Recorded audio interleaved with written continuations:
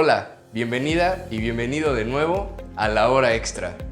Mi nombre es Iram Sánchez y hoy vamos a hablar de otro tema muy relevante sobre los derechos del trabajo. ¿Tú sabías que los derechos laborales son derechos humanos? Bueno, pues si no lo sabías, déjame contarte un poquito más de dónde viene todo esto. Es muy importante saber que estos derechos han nacido a lo largo del tiempo, como los de cualquier otra materia, pero tienen algo muy especial: los derechos del trabajo.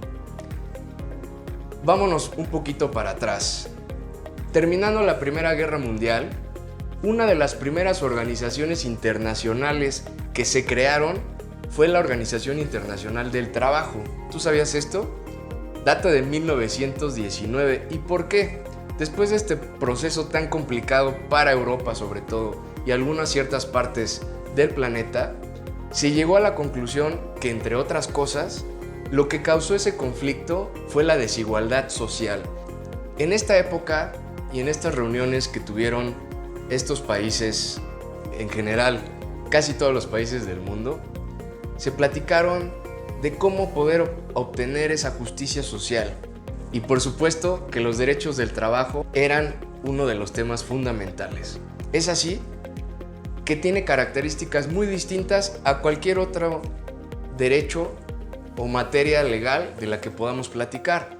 Vamos a decir algo muy interesante que tiene esta autoridad que se creó en 1919 y que hasta la fecha existe y norma las relaciones obrero-patronales para todos los que están asociados en la Organización de las Naciones Unidas. La Organización Internacional del Trabajo tiene una gran peculiaridad, y es que es un organismo tripartita. ¿Esto qué quiere decir? A raíz de este conflicto nos dimos cuenta como sociedad humana que era bien importante que este tema en particular se tratara entre los tres actores de mayor peso y los principales involucrados, es decir, los gobiernos, los patrones y el trabajador.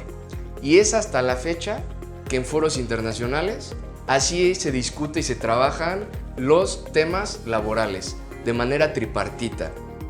Entonces, a lo largo de estos años se han ido perfeccionando, se han ido acrecentando, se han ido especificando estos derechos a lo que hoy en día tenemos en nuestro país y lo que existe en muchos otros países del mundo. Pero antes de hablar de cómo es que nuestro país ha adoptado todas estas medidas en convenios y tratados internacionales, recordemos el por qué México sigue e implementa estas normas de derechos humanos. Esto es simplemente porque en nuestro país los tratados internacionales en materia de derechos humanos están a la par de nuestra Constitución. Sí, así de importantes son, tienen el mismo peso de nuestra Constitución. Entonces, al momento en que nosotros ratificamos uno de estos tratados, de inmediato tenemos que modificar nuestras leyes, en especial la Constitución y leyes federales. Y es así que nuestro país adopta lo que se platican en estos organismos internacionales. Un poco de historia. La lucha por reducir la jornada laboral, como lo platicábamos en la cápsula anterior, que está integrada en el artículo 123, la jornada de 8 horas, fue la primera de las primeras insignias del derecho internacional del trabajo. Primero comenzaron peleando por una jornada que se redujera de 16 a 13 horas. Imagínate, no existían las horas extra. Y posteriormente a lo que conocemos hoy en día, las 8 horas al día. Más, obviamente, las horas extra que se te pagan de una manera compensatoria. Hoy en día, inclusive, las jornadas se están reduciendo a 4 días a la semana o a 40 horas a la semana. Esto próximamente, muy probablemente lo vivamos en México. Los derechos laborales de las mujeres y la protección del trabajo infantil fueron insignias también en los primeros debates para mejorar las condiciones de las personas trabajadoras. Hoy en día, las mujeres son consideradas iguales a los hombres ante la ley y el trabajo infantil está prohibido, aunque claramente hay mucho que hacer todavía. No es coincidencia que todos estos temas se toquen en nuestro artículo 123 de la Constitución.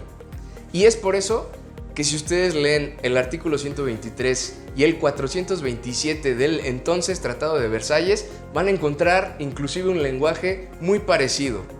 Nuestro país es reconocido, y esto quiero comentarlo porque es bien importante, por haber elaborado en el siglo XX y haber sido el primer país en el mundo en elaborar un texto jurídico donde se proclaman los derechos sociales del hombre.